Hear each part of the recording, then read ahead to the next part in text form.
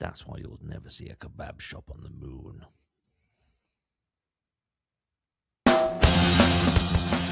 You're listening to the Beat Motel podcast, and we need to warn you that we like to use words like fuck, shit, and syndicalist, bunty scrutux, angry flap, and foot biscuit.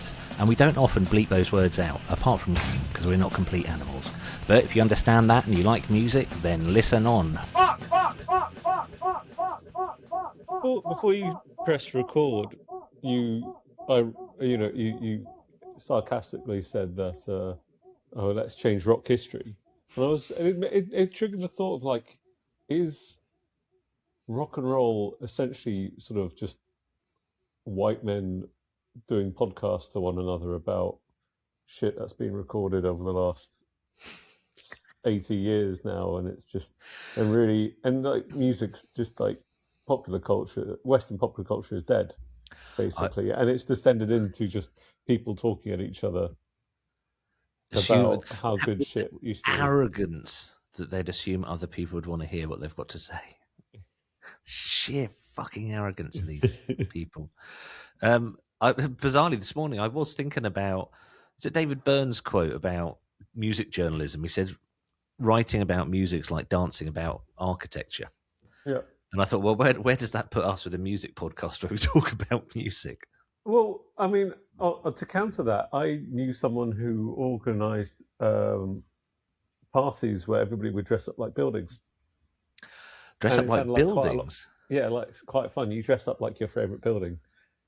That make it really hard for everyone to get through door frames, things like that. Or maybe if you're like going as, I don't know, the Pentagon, the Palace of Versailles. I guess it's the scale you're doing it, or are you just doing like a facade of it, or you're doing the whole thing? I mean, it seems obvious to me. I'd go as Big Ben, and yes, I know the tower's not called Big Ben. I'd go for that tower that Big Ben lives in. Just have my little happy little moony face sticking out the front of the clock, like that. What did you go as? Let me guess. You went as the Tate Modern. I went as a dam I really like, and I just drank loads and reenacted it. Reenacted being a dam. Look at this. Water doesn't go past me at all. It just goes. Water doesn't go into a dam though, does it? I suppose into a hydroelectric dam. Through a dam, yeah. Through a dam. Yeah. It's water related. One of those things. I've got certain like sets of jokes that I always say, and despite the fact I'm very nearly 50, no one has ever laughed at them, and it's never stopped me. The first one is if I reach for something high up, I always go, "Oh, long arm of the laws," which means nothing if you don't know my real name.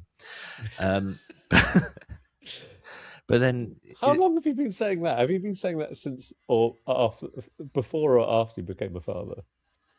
I've been saying that since fucking primary school. I got a picture the other day from a friend who is got to be 6'7", something like that. Wow. And we were talking about sort of chocolate, British chocolate, and he said he sent a picture of where he keeps his chocolate. He says, "Yes, it's also out of the reach of my partner." Well, I don't share it with my children. I don't share it with my partner. See, I've only got a mini wife, so there's certain parts of the house I don't think she's ever seen. You know, like if you pick a cat up and they suddenly like crane their neck and look around like that because they're seeing things that they've not been able to see being so low to the ground. I think it's like if I ever gave my wife a piggyback or something, she'd be like, "Ooh." I was going to reiterate, my friend is 6'7". I think you're mini to him as well. I was in a band with Junk Culture. The singer Stuart I think he was about 6'7", and only happened a couple of times. But when we were out on tour, if he met someone taller than him, he got really excited. He'd be like, "Ooh, what's the weather like up there? Do you have to duck for door?" Like all the shit that he'd always get. He'd pay it forward. Which is awful, actually, if I think about it. My friend gets quite competitive and he gets quite upset if he sees someone taller than him. It's like the most futile thing that you could never fix. You know, if somebody was like better at speaking another language than you could go, right, I'm going to get better at that. You can't go, I'm going to get taller. Although people do have their legs extended, don't they? Yeah. Just insert some, like sticks in there and stuff. There was like music festivals, which both of us aren't really a fan of, like the hippie type ones. Oh yeah. And when there was more sort of strawberry fairs going on, there'd quite often be stilt walkers. You'd get the the sort of festival where the blokes would be have dreadlocks, and they'd be white, and they'd have levelers t-shirts and cargo trousers and massive boots that were never laced up. That kind of look. There'd always be stilt walkers wandering around, I and always wondered why I felt so uncomfortable when I just have to take out the trash and all I've got is my winter Doc Martens on. they're like way open like that. You're being a fucking crusty. I feel so awful. I feel like I'm letting I'm letting myself down. I'm letting you down. I'm letting just like everyone. You're letting down everyone other than the levelers. Well, they're from Brighton as well. So they are from Brighton, actually. And this is when I go, actually, I hear they probably do great things for the community and they're actual anarcho people and I probably like them. But the stilt walkers, unsurprisingly, drunk people mess with them. So do you remember Val from the Steamboat, the landlady? Yeah. Her job at festivals was a stilt guard. So basically she'd go around with people on the stilts and if any drunk people come near them, she'd just like... She's a lovely woman, but you would not fuck with her, would you? You would like if she had one of those things that she'd just have like look over her glasses and they'd just be like, no. They'd just like melt into the ground and diminish and go into the west. So yeah, tall people. So this is a music podcast. Have you ever wanted to be taller? Yes. Have you ever wanted to be a baller? I don't know what that means. I can't remember. No, nor do I actually, but wish I was a little bit taller. Wish I was a baller. Wish I had... That's as much of the lyric as I can do. But you would like to be taller. What advantages do you think that would give you? I don't know. I always imagine taller people being more confident. I could see things clearer at gigs. I wouldn't have to be, I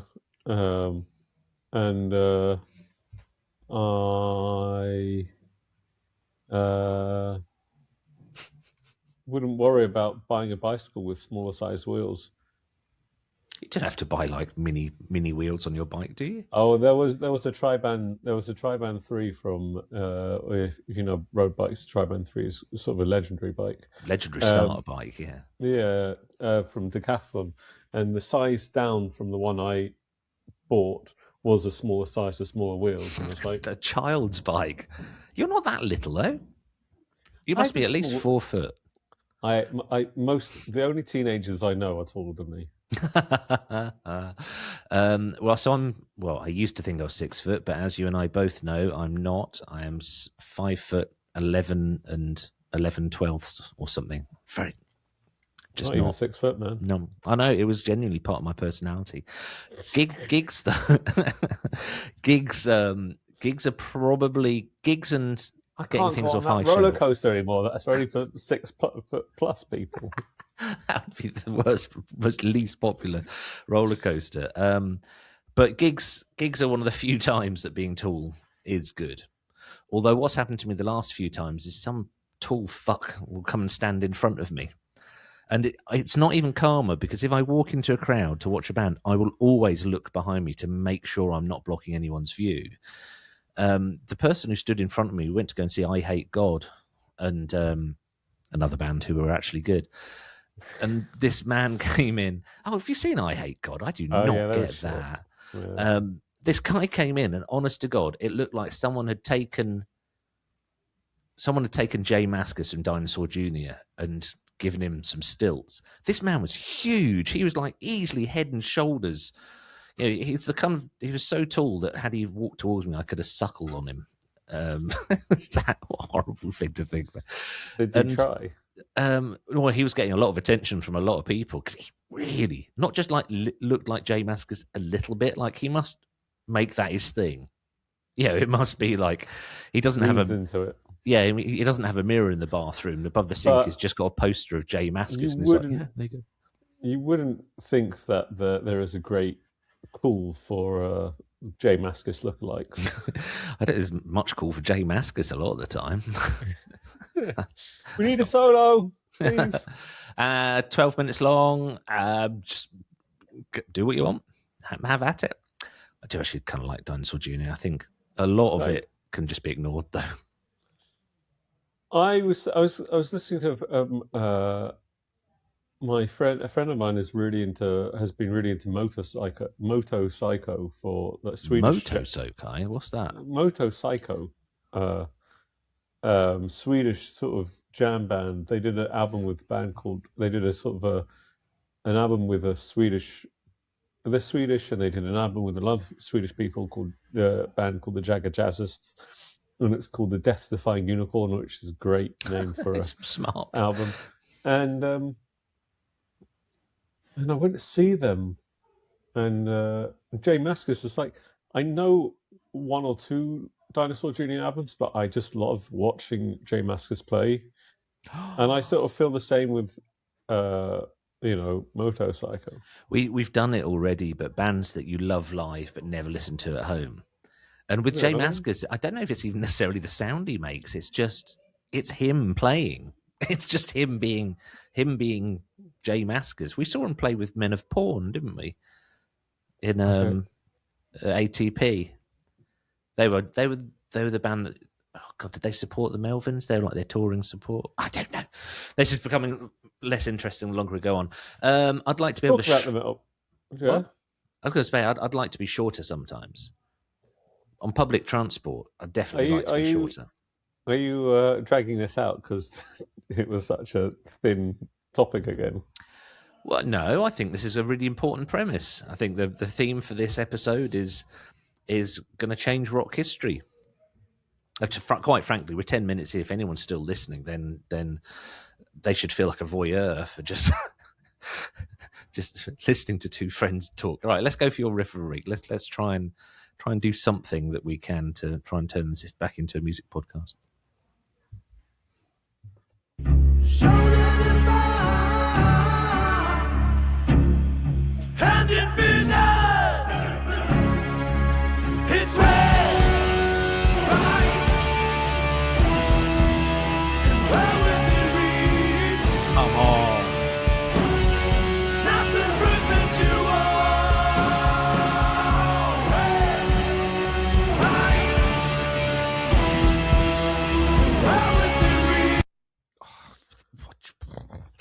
Why would you want to be shorter? Public transport. Oh, fair enough. Just public transport. That was big business. The more you know, more spelt Moor. Othello reference. But also how are the Moors spelt? It was like it is more Moor. Oh, the Yorkshire Moors. Do you think it's about the Yorkshire Moors? That's what I was thinking. Yeah. So it's about Myra Hindley and that's not the only thing that happens on the moors. Have you been? You've spent a lot of time on the moors. No, I like to credence places with more than one thing happening apart from really grim murder. Apart from the bad murders. The bad murders. The good murders happen there as well. I really like the Yorkshire Moors. There's some massive golf ball things there. Nuclear early warning centre. Going back to dragging it back desperately to the top. I'm literally pulling it away very deliberately to see how you're going to pull it back. Giant golf balls. Go back from that to this band. Hitting them out of the park.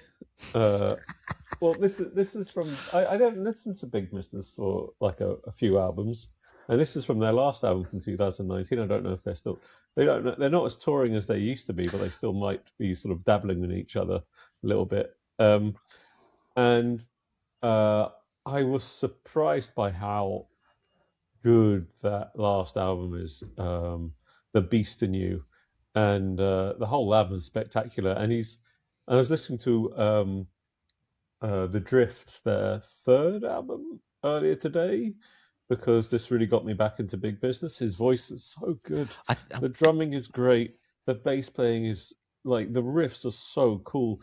The tone of the bass, like he sort of developed from fuzz bass with a bit of like other stuff going on. And he's just sort of going, I just want it to sound like a fucking Moog. I'm going to look up. Have you looked at the website Equipbood? Oh, there's definitely a Moog on there. Moog Taurus, I'd say, I guess. I'm going to look up his Equipboard. Equipboard is It's a website where people who go to gigs report back on what gear musicians are using, which is as geeky, every bit as geeky as it sounds. But it's quite. I It's quite. I think find it there really is a interesting. Moog in there. I think it is pedals to make a bass sound like a Moog. Right, so Boss. Always pleased to see people using Boss pedals. Boss Super Overdrive, Boss Bass Overdrive. Yeah. I don't know what that is. Oh, Octave Fuzz, Maleko Octave Fuzz, Electro Yeah, Harmonics, it sounds like Pog. there's an octave on it. Yeah. Yeah, Pog, which is a retuner, pitch shifter. Sun Bass. Oh my god, I'd love one of those. Suno bass head. And it says click here to buy on Amazon. I would be amazed if there's something. No, of course, there's none on Amazon. But listening to them, I did think of another podcast theme for next week if you want, or What's that? 2 weeks, which is standard band weird sounds. Oh, I like that. Standard band, weird sounds. Keep that. Because that's fascinating to me. So it's got this long list of pedals. They're all octaves and fuzzes and whatever. But it's then got the really cheap Korg Toneworks AX1G, which some listen to this will know what it is. But I thought that was a really cheap thing. That sound, Big Business floated into my world at the weekend. Because and my track of the week's related to this, actually. I was listening to New Arrivals on Tidal. I really like that playlist. Yeah, the one that's different for everyone. Yeah. And a band I'm about to play came on, and then I thought I was still listening to that band, and I was like, "This is fantastic. This is so. Where did that voice come from?" And I didn't realize the band I was listening to had stopped, and Big Business had come on. But I can remember literally just going, "What is this? This is so good. I'm going to have to actually properly revisit Big Business." Just because it's just, there's so much to like. It's so, the drummer, what's the drummer's name? Drummer, Cody. Is he the main drummer in the Melvins? No. He's not. Is he the secondary drummer? So Big Business joined the Melvins for like 3-4 albums. And it was both of them. So they had two drummers touring for quite a long time. And then so occasionally they would do like an ATP at one point. The first time I saw, when I went to see Melvins and Mike Patton curate ATP, Nightmare at Christmas, they had 4 drummers on the stage at one point. Then 6. That was the first ATP I went to. No, it wasn't. You didn't come to that one. No, I think I went to one of the Christmas ones, but I think it was the year after that. And yeah, the 2 drummers playing the one kit. Then the curtain went up, and there was another 2 drummers. Then another curtain went up, and there was another 2 drummers. Oh. But I quite like the fact that Buzzo is like, as soon as they started the drum bit at the end, he was like, "Right, I'm out of here. I've done my bit. See you later." I can't figure out if he'd be a nice person to speak to or not. I think it'd be interesting. I feel like he's, I don't know, he seems like one of those people who's sort of he doesn't want to have a conversation. He's so sort of like locked into his opinion. He doesn't really care what other people think. Well, Jay Maskis, wonderful PR guy we both know, James Sherry rather. He rang me up back when phones were a thing, and he was like, "Do you want to go see Dinosaur Jr.?" And I couldn't do it because it was somewhere, I can't remember why I couldn't do it. It was like 2 days' notice. So a friend of mine who was obsessed with Dinosaur Jr., who'd done a bit of writing, I said, "Look, do you want to go cover this for me for Beat Motel?" And I emailed James and said, "Would it be possible to get an interview with Jay Maskis?" And he replied and he said, "I could say yes, but there's no point." Literally just, there's no point. You would sit in the room with him, and he's not rude or anything. He just doesn't talk. Just doesn't happen. I've seen, which I don't think is true anymore, because I've seen videos of him talking about his equipment stuff on the interwebs. He's chilled out a bit, but, you know. But he was, yeah, they had quite early Dinosaur Jr. They had a really fiery relationship. Right, I want to play my riff of the week because we are, according to the inattentive timer, my attention is starting to drift, frankly. Fair enough. Right, let's get on with it then. This is my riff of the week.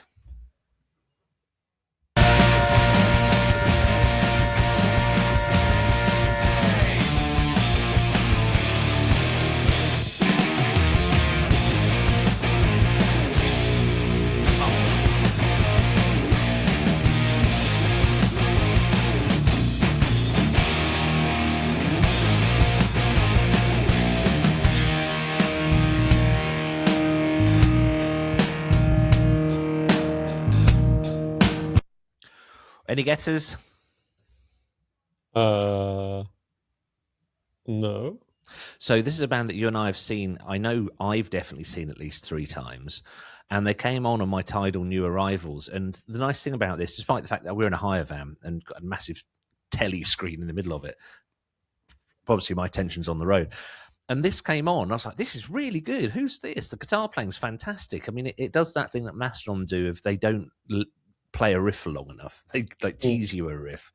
It's Baroness. Oh, yeah. But how great was that? That is from the Red album. That song's called The Birthing. And I'm going to have to revisit them. Yeah, This is going to be my day, Baroness and Big Business. I really liked one of their albums, but I sort of felt like it had 2 perfect pop songs, and they I don't know, like, could they not be bothered or something to do the rest of it? But yeah, they do occasionally. They just have like fucking bangers. They're just like great, perfect pieces of pop metal stuff, and then the rest of the time it's like they can't be bothered to pay attention. Well, I'm going to prepare myself for disappointment then when I listen to more Baroness after this. That's how I felt about them, you know. But they're very big, and they must be big for a reason. So I'm prepared to be wrong about this one thing. Well, we've seen them repeatedly. I don't think I've ever seen them. You definitely have. I've been stood next. There's video footage or a photograph. Oh, do you know what? I was going to say there's a photograph of you and me watching Baroness at Tuska in Helsinki. But now I think of it, I think I took that picture. You're not in it. I think I took that picture while you were going to the loo, so you might not have actually been there as well. We might have seen them, but you know, like I can remember that Tuska that we went to. It was that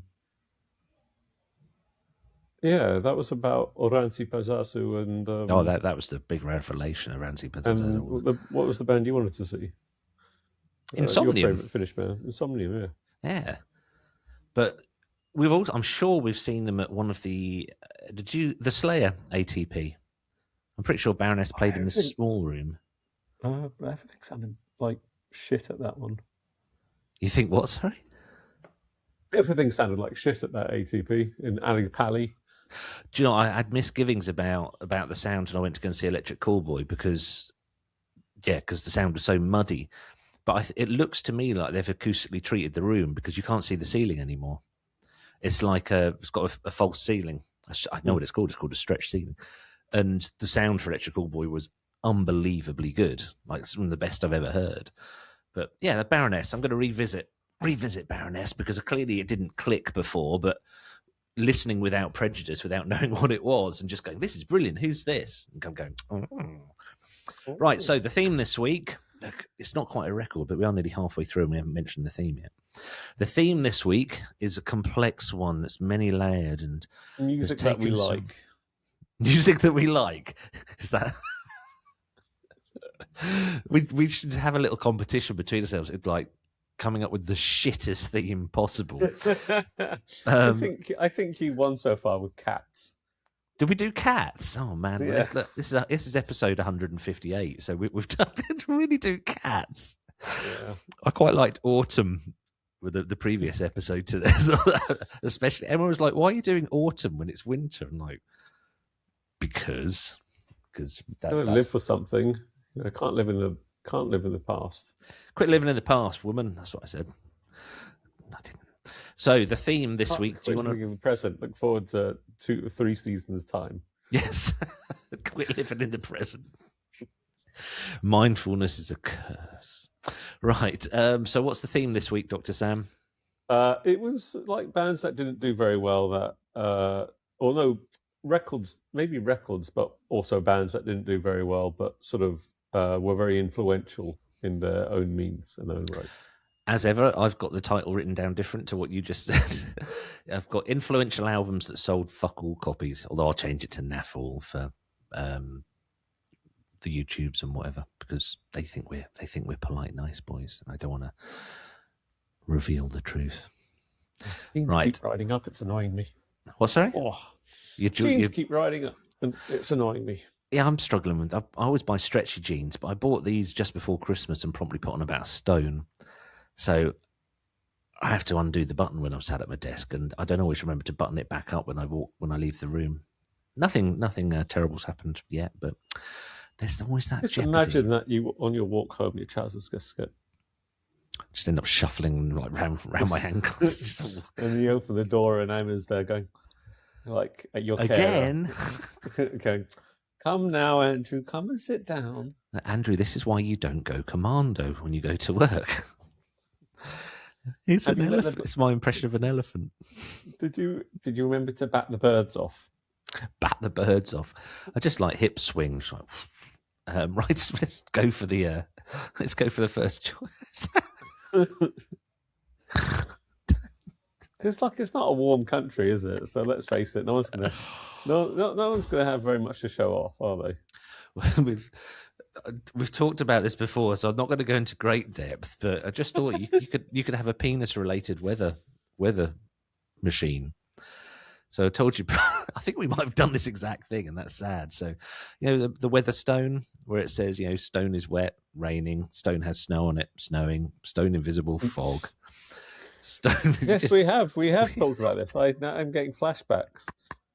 Just play the first choice. Okay, it's this one. Dear God. We have nothing left to say.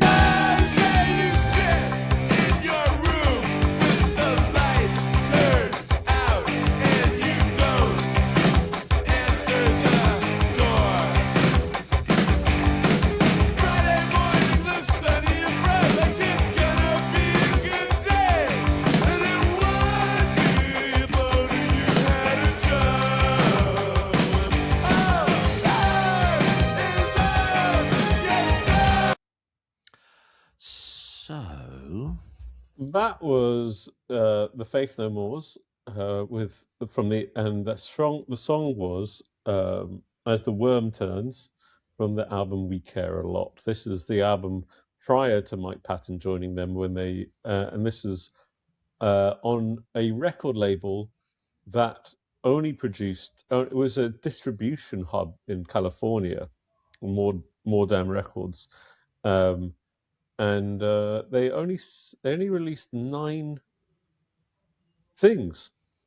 They only released 9 albums, or not even 9 albums. They only released 9 things in total, and this was their first thing that they ever released. And the album is famous primarily for the song "We Care a Lot," which then subsequent. Go on. Was re-recorded for their next album with Mike Patton on the vocals. Right. So there's 2 versions. So that's the Chuck Mosley version. Yeah. Did not sell. Did you get a glimpse of when this album's from? Early 90s is all I know. 85. Okay, well, look, I never understand why people get excited about Faith No More. Literally, like loads of people who really rate them, and I've never got it. But actually, for 1985, that's just like space music. That must have sounded like production. Come from another planet. Compared to what the production was happening everywhere else in the world, that's such a tight sound, and the drums are so dry compared to everything else that was going on at the time. Or like my reference were going on at the time, and it's a really tight sound, but the album failed. It didn't sell a lot. It was only on an independent record label, that only got distributed around California, and it's now been, you can buy it easily now these days. But this is an album that contained the song "We Care a Lot" and a lot of other stuff, and this sort of became a blueprint for music that came out 10 years later called nu metal, which then became the most commercially successful version of heavy metal I think there's ever been. Oh God, that's depressing. Well, it's either that or glam metal. So swings or roundabouts. It's either baggy jeans or really tight leather trousers and hairspray. It could be tight leather trousers on underneath the baggy jeans. You wouldn't be able to tell, would you? Unless they had to pop their button because they're true. Right, I'm going to move on to my first choice, which is this one.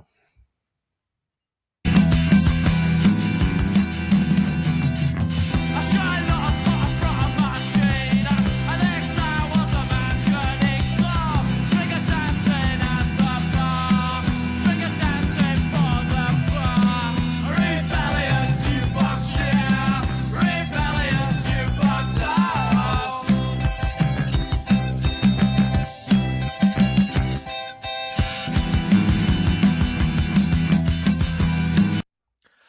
there's a bit at the beginning of that, and Is this the Fall?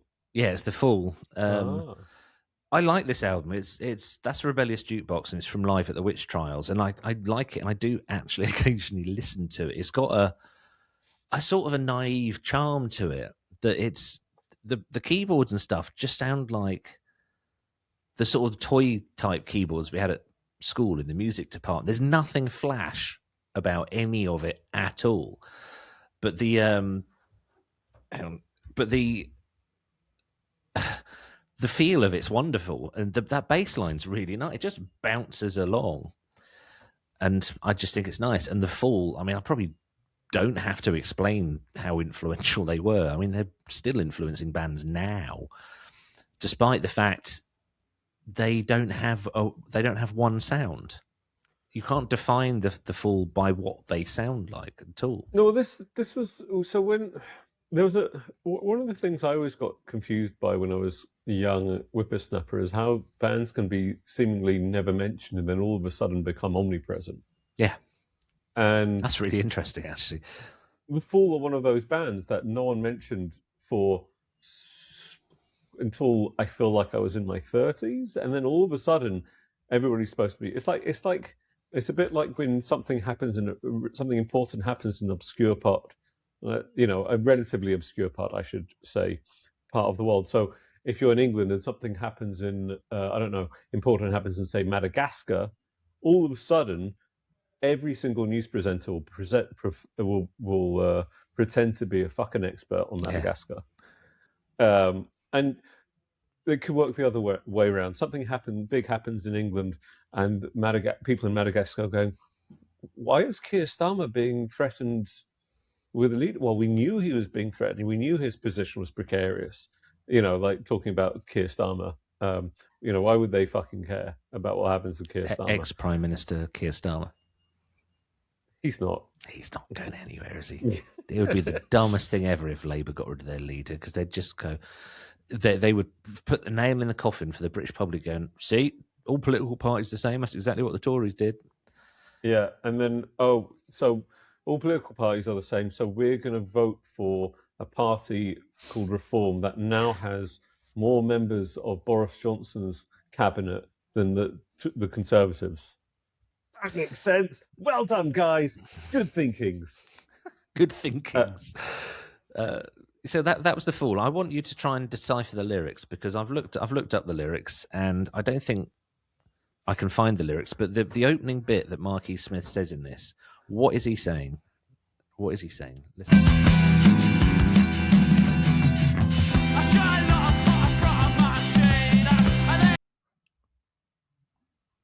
I shy away from the machine. I shy away from the machine.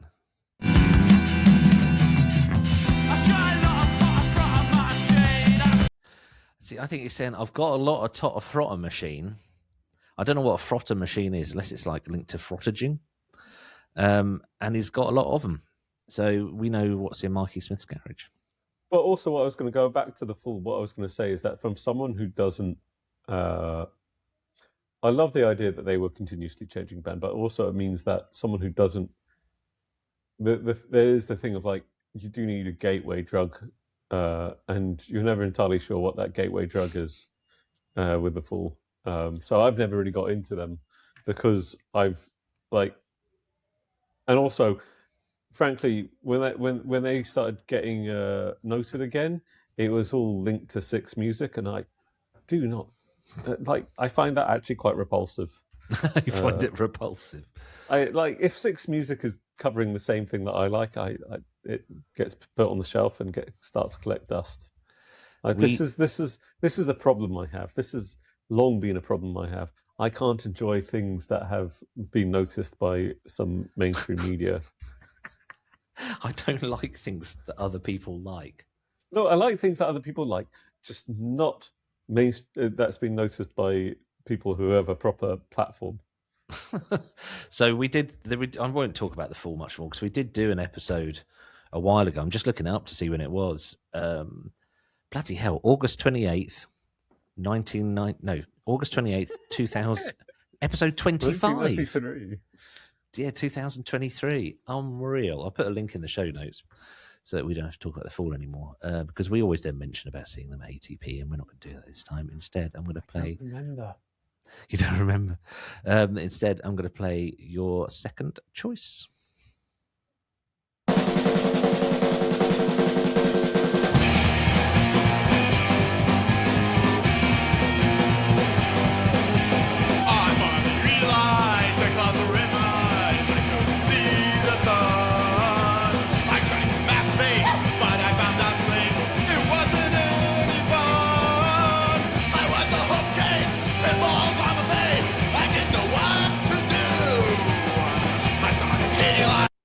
Oh, no way. So I've just been doing a bit of research on this, and yeah, interesting stuff. Go on, tell me. So that band is the Lookouts, who the singer is a guy called Larry Livermore, who started to distribute and start pushing out the album. He started a record label called Lookout Records, which is based in California. Again, California, very big, very formative for my sort of years. And Lookout Records was where Operation Ivy, the only stuff they put out was on Lookout Records, and Green Day started there. But Mr. T Experience was there as well, who I think are a great band, Pansy Division. I just looked through, wow. The Queers have stuff put out by them. What Tyler was apparently. That's really surprising. What Tyler, British stuff in it. Yeah, but also I don't think the one of the unlike Epitaph and unlike Fat Epitaph and Fat Wreck, they never really sort of like became a go-to record label for me. And they never sort of seemed to become one of those record labels that did incredibly well out of the pop punk boom, despite the influence and despite the bands that they've had on their roster at different times in their existence. So the drummer Trey Cool apparently was 12 years old when they recorded this. Yeah, he and also Larry Livermore is the guy who introduced Trey Cool to Green Day, to Trent Reznor and not Trent Reznor, to Trent Reznor and Marilyn Manson. Yeah, that was cool. The other two members of Green Day. The two members of Green Day, and we never talk about the sixth or seventh member, do we? Right, that was cool. I enjoyed that. I mean, it's very much got the California skate punk sound, isn't it? But it's just like also, and you can hear Green Day in it as well. The early Green Day, if you know your early sloppy Green Days, there is a very similar sound to it. First album was 109, or was it something else? I don't know. We're not like we're going to give people fucking facts. Right, my second choice. Controversial. Go on. I want to put it out there that Green Day were never really that good until Dookie. No, I'd go with that. I would say they were good on Dookie. They were fantastic on Insomniac. I think that is a better album than Dookie because it just gets on with it. I like them on Ixnay on the Hombre. I don't know which one that is. I lost interest so long ago. Were you doing an Offspring album? Pretty fly. Andrew is just showing up for being the poser that he really is. Yeah, because I don't know Offspring. Right. No, why did you get a job? That was the B-side of Pretty Fly for a White Guy, and that's the reason I know it. I had to buy it for someone when I used to do support work. I'm not going to tell the rest of that story. Yeah, because it's not very interesting. Not because anything controversial. Guy I supported wanted to buy a single, so he bought a single. Right, here we go. My second choice.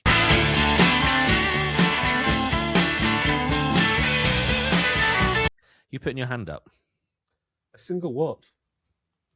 A single. Bands used to release records with multiple tracks on them. So you'd get like, if you bought an album, it would have 8 tracks. So you'd like, I want to buy a whole album. But they also put out singles, and there'd be CD1 and CD2. And in order to sell more copies, you'd get the single, and then you get 3 B-sides on each. So if you wanted to buy an album to get 8 songs, you could do that. But if you wanted to buy a single to get 8 songs, you could also do that. And CD1, when you got it, it would always be a cardboard sleeve, and the second half would have a fake cardboard CD in it. So your collection would forever look shit unless you went out and bought CD2, which would always just be in a little card or like a little thing. You're not in the UK when this was going on. It was a particular. Oh, I know all this shit. I was just taking the piss. Particular low right. So people who are doing audio only, Dr. Sam has stormed off. Open up my dishwasher. To open up his dishwasher. We are, if anything, domesticated. Right, I'm going to actually play my second.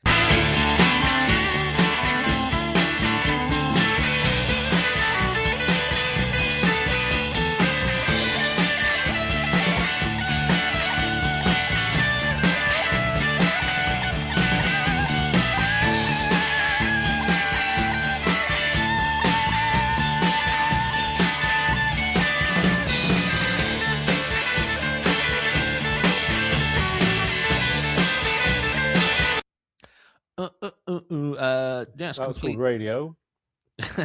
That's completely live, completely and utterly live. They were basically rehearsing in the studio and just running the tape. Just like getting ready to do the take. Like, let's play it through so it's there. And it's why the drumming's quite loose. Apparently, it's quite almost like jazzy. It's not locked in. I was thinking that. Yeah, I was thinking like it sounds really like he's playing with the cymbals and like he's actually getting a bit of a shuffle and a swing to it. Well, as you do, like rehearsal, trying out stuff, just very, very relaxed. Having fun rather than taking it so seriously, which is when you all start fucking things up endlessly. And everything gets too locked down. But yeah, apparently by the end, Tom Verlaine listened to it and just went, well, that's perfect. We don't need to do it again. And it is. So that's Marquee Moon by Television. And the song is just one of the best things ever committed to tape. I think it's just incredible. So what influence did that have on the world? I think it had a massive influence on post-punk. So I'd say bands like, not in the sound, but bands like Magazine and the whole post-punk thing, because punk was very aggressive and very kind of, in the UK it was seen as very grotty, and in America it was obviously the Ramones were just like making sugary pop, but with guitars instead of that lad with all the hair that shot someone, Phil Spector. But Television, I don't know. A lot of bands seemed really proud of the fact, especially in the UK, that 3 chords and the truth. Whereas Television were like, no, we're musicians and we really want to express something here that isn't happening in the scene around. They're from the same fucking scene as Blondie. It's so they definitely changed the course of punk without ever really being all that known outside of a relatively small group of people. I still think that's the case. We saw them play the whole of Marquee Moon at ATP to 300 people. And now we saw them at the Roundhouse, didn't we? I think you did. I don't think I did. I've only been to the Roundhouse once, and that was to see the Replacements. Yeah, I was there as well. I've seen Danzig at the Roundhouse too. I'd argue bands like Franz Ferdinand and anyone who's a sort of alternative, slightly quirky, but without losing sight of having just really good musicianship. Yeah, this is I guess this is the whole point of it, and this goes to the next band on my list as well. If you want to play that, we can then talk about them. I'm going to play it. I think here it is. Oh, there's massive margins on these. I did a really crap job of preparing them all. This could happen to me. This is strange. Oh, why should it be? I don't deserve somebody this great. I better go, or it'll be too late.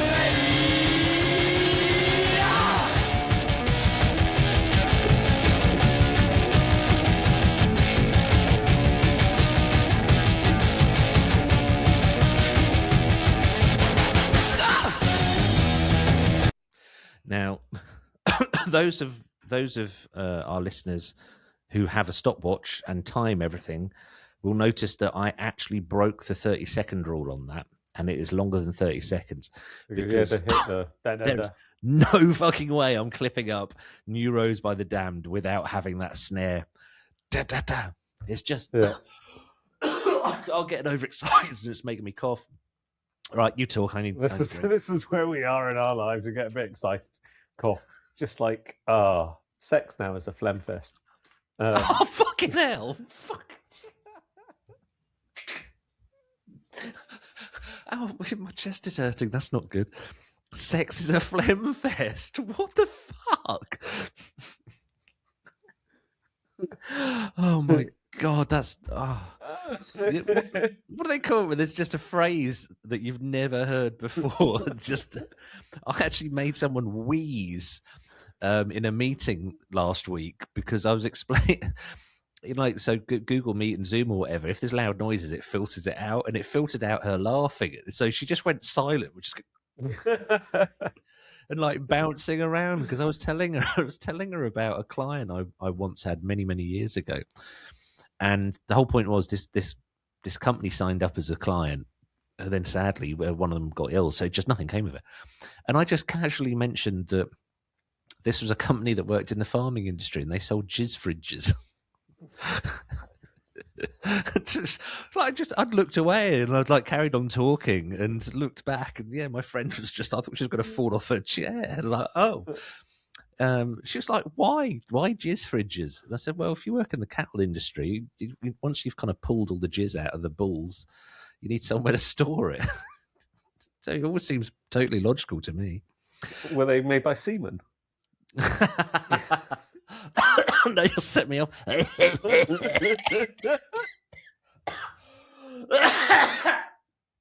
Oh, man. Oh, I've got lightheaded now. So sexy phlegm sex. No, so are you going to explain it yourself? That's just flinch. No, well, be calm blue oceans of phlegm. So, damned New Rose.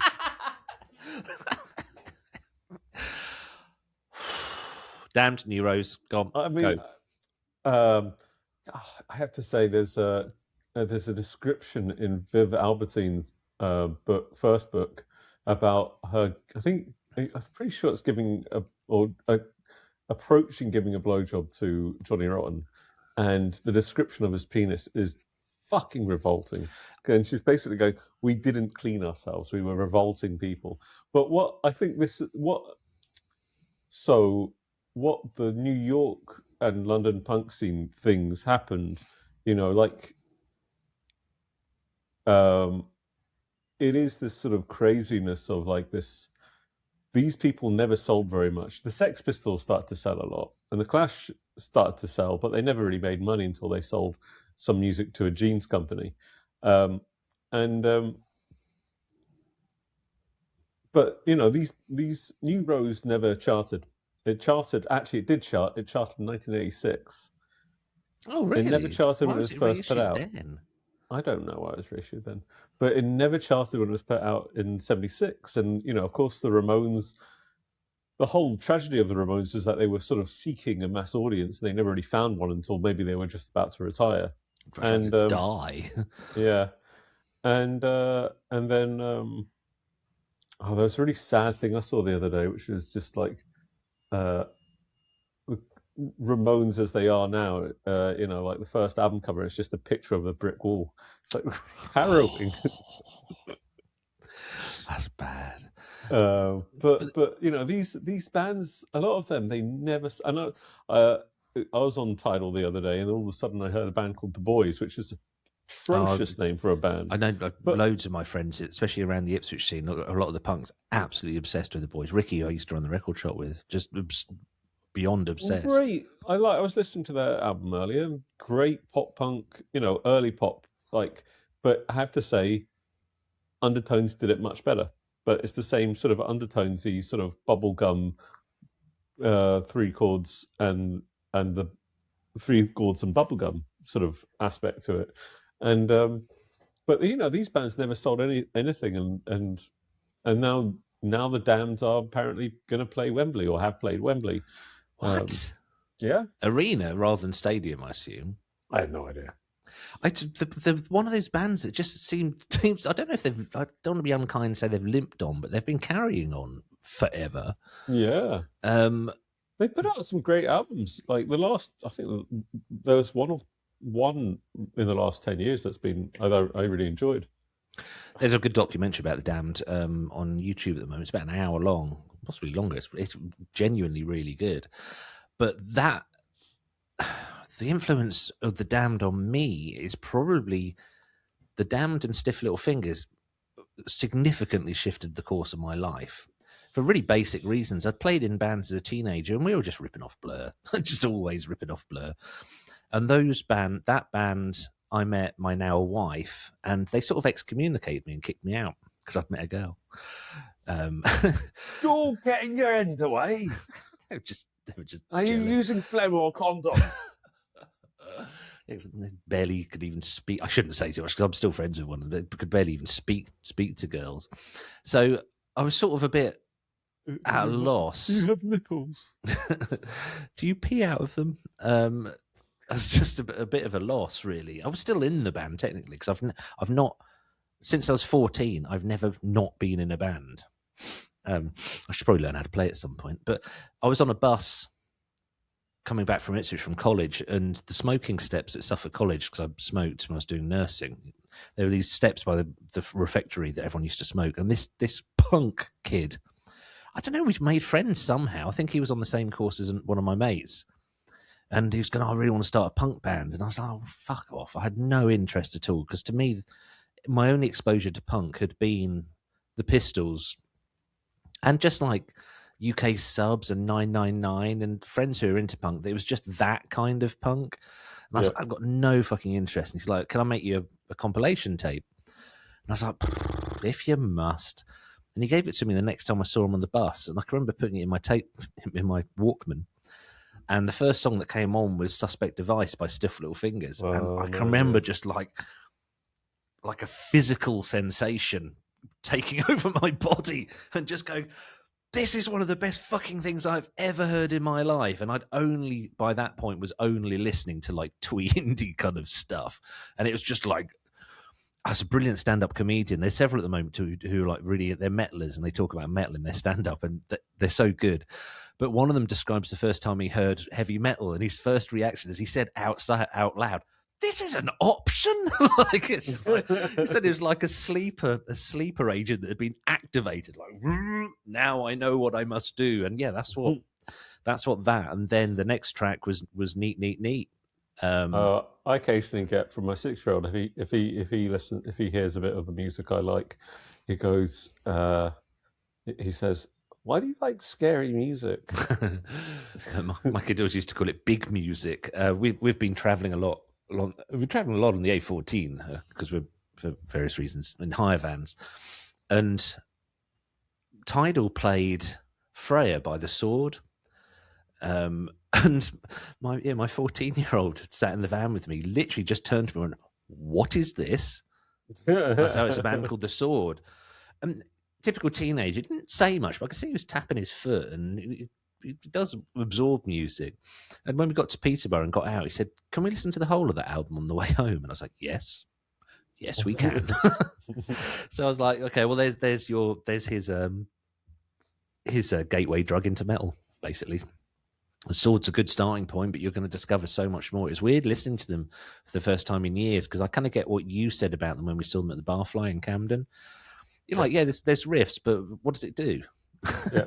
I was like, yeah, I get that now. I know enough other metal to kind of go, yeah, that makes sense. But, it's that thing of like... It's like the Ramones of riffs. sometimes, sometimes you just need those it's fun to be judgmental, but really it doesn't really fucking matter what gets you to the place where you find some happiness. I'm just thinking, who would it be now that gets the kiddos into metal? Would it be Ghost? Do you think? Yeah, I think Ghost will be something. Yeah, I don't get them at all. You know, I don't. They don't even understand sound like metal to me. Genuinely don't think they sound like Yeah. metal. They sound like Europop, but it. Yeah, a lot of people at festivals we go to wear Ghost t-shirts. So yeah. I mean, what I found interesting, what I find interesting as well, is like my kid likes. We watched for. He really wanted to watch the Scooby Doo film from like early 2000s, 2002, 2003, like with a live action one. yeah, the one with uh, Michelle Gellar as what's she from? Buffy the That's Buffet, it. Buffet of the Yeah. Vampire Layer. She's in it, and it's like a bit torturous, but all the music references are so different from like the music references today in a lot of the films are just so repetitive. Like you get that one ELO song, you get Mr. Blue Sky. yeah, which is an incredible song, but It is, but they never play stuff from his other work, War of the Worlds. Yeah. God, we've been stringing that joke along for 3 episodes now. We ought to move. Sorry, go on. Yeah, I just find it really interesting how these people who choose the music are just like referencing such limited scopes of it. Whereas actually, here's another one. When I was a teenager, it was a real space of discovery. Soundtracks for like teen films, at least, or kids' films, was a real space of discovery of a lot of underground bands that actually I don't think got much further. A lot of those independent, like, movies, stuff like Bill and Ted and all these sort of things, was a real space for like music discovery rather than, oh yeah, they're just going to put on I Need a Hero again. I think Edgar Wright has done the same with his films. Like the beginning of Baby Driver. Baby Driver's all right as a film. It's a heist film. Yeah. I like heist films. But the beginning 5 or 10 minutes of that film is chef's kiss for the music choices and the integration of the action with the music.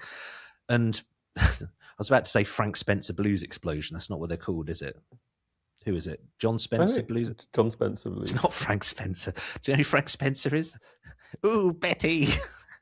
That's a Shy Horses joke. That's a Mark Radcliffe joke. It's not mine, but it's good. I think you should name your if you have a new band, definitely Frank Spencer Blues Explosion.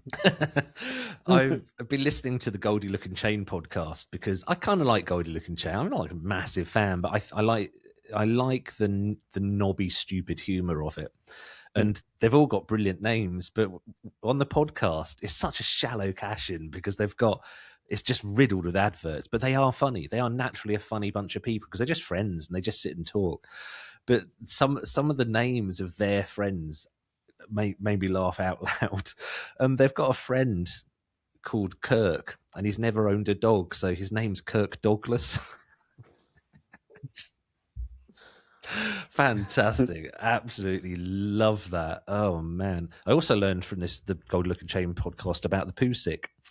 So have I told you about this? One of them reckons that if he's ill, he does a poo sick to get himself sorted out. So he holds in his poo for a while, and then he has a poo, and as soon as the first one's come out, he turns around and sticks his head down the toilet and gives it a really good sniff to make himself throw up.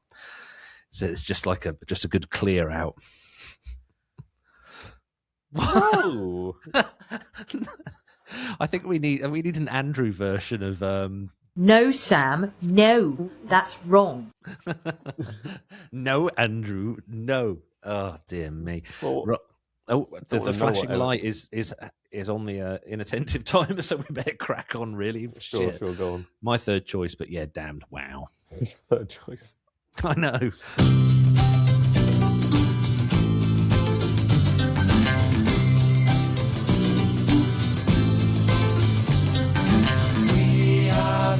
Green Preservation Society. God save Donald Duck, vaudeville and variety. We are the Desperate Dan Appreciation Society. God save strawberry jam and all the different varieties. So you must know who that is, Dr. Sam. That's the Beatles. It's the Kinks with Village Green Preservation Society. Now, they released the album the same day that the White Album by the Beatles came out, which might be a bit overshadowing, really. And just no one bought it. No one bought it, but it clearly informed, I'd say, 75-80% of Britpop slop. It's definitely from that. And actually, Edgar Wright rather did use Village Green Preservation in Hot Fuzz, I think. But the album and the one after it, Arthur, The Rise and Fall of the British Empire, just fantastic. Absolutely incredible. I did read the Kinks autobiography once, and I think Ray Davies is probably a bell end. Right. Dr. Sam's either gone to sleep or he's looking something up. All right, hold on. Yeah, and also, hold on.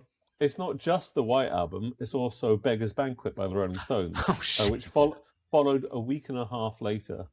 The sales were quickly eclipsed by... So it didn't sell badly, it just did not sell anything like the other two. No. Is this the third Kinks album? Yeah, in 1995, Ray suggested worldwide we'd be lucky if it sold 100,000 copies. Which, considering, considering I'd be like, happy the with legacy 100,000 of copies. Yeah, but considering the legacy of it, and considering how important it is to sort of, I'd say, particularly British pop music, that's crazy. How like it is just a remarkable piece of work. But we ought to move on to your last choice. Yeah, there you go. Because you've got some explaining to do.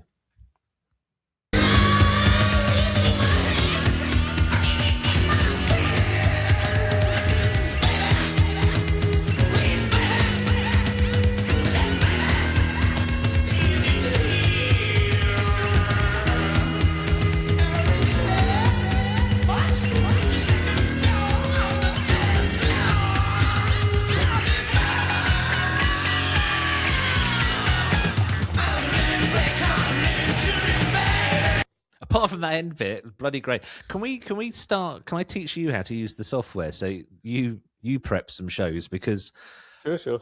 I would have really, if you had played me that without me knowing what it is, I would have been, apart from the end bit, which is awful, I would have been like, I love the end. What is this? This is great. This sounds so good. But because I know who it's by, my first reaction when clipping it was, what's this shit? So yeah, I need to teach you to do this. It is not just that I live in Finland, because if I said I didn't like this band, I wouldn't be allowed to stay here. Hanoi rocks, and I genuinely really, really like this song. It is a bit cheesy. What year is it? This is like early Hanoi wrecked. It's called Tooting-Beck Wreck, so it's by the time they were in... It's 83. It's the year I was born. That changed... It's 42 years old. Because I'm a dickhead, that does actually change my opinion of it, because it's a few years before hair metal, really. Well, this is the thing. This is why I chose them, is because I was watching a documentary about hair metal the other day. And, like... I've said this before, and this is well known, that Hanoi Rocks is basically this, we're going to take New York Dolls and add a bit more, I'd say, cheese to it in a way. It's cheesy to us, but would it have been at the time? Because where would that cheesiness come from? Is it because it's quite poppy, the vocals? I mean, where I would also say is that 30 seconds is where you can hear Guns N' Roses. Oh, God, yeah. Like, it's Welcome to the Jungle. yeah. And that, from the vocal sound to, a little scratchy delay, like the little scratchy string noises with delay and stuff. Hanoi Rocks are regarded as a massive influence, and they are noted by Guns N' Roses as a massive influence on them, as they were noted as an influence to pretty much every single glam metal band of the late 80s. And they were sort of considered on the cusp of greatness, and then their drummer died, and actually had been going quite a long time, so they sort of called it a day at the point. So the drummer, he was named after a Razzle. Yeah. 99 pence grot mag that was available in the UK at the time called Razzle. And they lived in Tooting-Bec, and they liked to get shit-faced, obviously. But yeah, Hanoi Rocks, one of the, they're easy to miss, and I think the second best glam metal band or glam rock band after Guns N' Roses, in my opinion. Yep, I'm really surprised by that. I'm going to play the last song, and then we are going to have to go. Bye-bye. Partly because I need a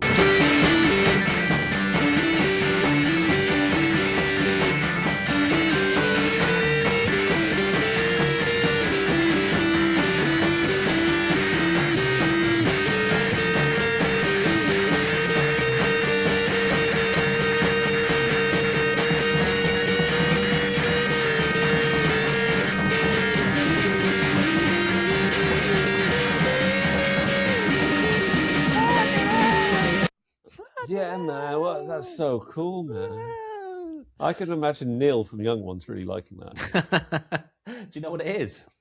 Oh, what is it? Just Christ, no. It's Sister Ray by Velvet Underground. Oh, right. Who are like the definitive no one bought it, but they inspired everything. Yeah. Bands. I mean, we could also have gone for Iggy Pop and the Stooges before Iggy Pop. It was Iggy Pop and the Stooges. Totally valid. MC5 possibly as well, although I never figured out if they ever sold anything. Some early Alice Cooper. Alice Cooper took like 4 albums to actually start making it being noticed. Arthur Brown, The Crazy World of Arthur Brown. He's still gigging. He's still going. he's still got a good voice to him, it sounds like, as well. But he just kind of invented the metal voice, really, didn't he? Yeah. But yeah, so famously the sound engineer refused to be in the room while they're recording this. So he press recorded, I don't have to be here. And is it nonsense? Is it art? Is it whatever? But whatever it is, it's 17 minutes of glorious racket released by Andy Warhol in 67, 68. And I just think we did a whole episode on the influence of Velvet Underground on modern music, and I did it with an American podcast host he started the podcast. I introduced him just as he just picked this massive bong up and started ripping this bong. And I was like, well, this is going to be interesting. And some people contacted me, some people who were regular listeners to Beat Motel, and they went, that guy was an act, right? He was like, was that like a stand-up sort of thing? I was like, no, I think that was just him. That was just who he was. He was struggling to understand my thick Suffolk accent as well. It was very, very odd episode. Incidentally, the website is back up and running by accident. Do you remember being in America? Do you remember being in America? And maybe I wasn't with you, but I remember watching a report about some kids in the UK and who all from London. They all spoke, the Queens very, very wonderfully, and there was fucking subtitles underneath. And I was going, what? I can't imagine in England anybody, them ever putting subtitles underneath an American, and yet. That being said, there are some youths that walk past the bit of Ipswich I live in, which is the shit bit. I don't know what the hell they're saying. It's English. It's definitely British, English language, but the words are in the wrong order. I had a very weird moment. This was completely aside, and no one needs to know this, but I was reading a paper. I was reading an academic paper, and it was put together by like people from around the world had basically went and asked sort of parents the same question about their neurodiverse child.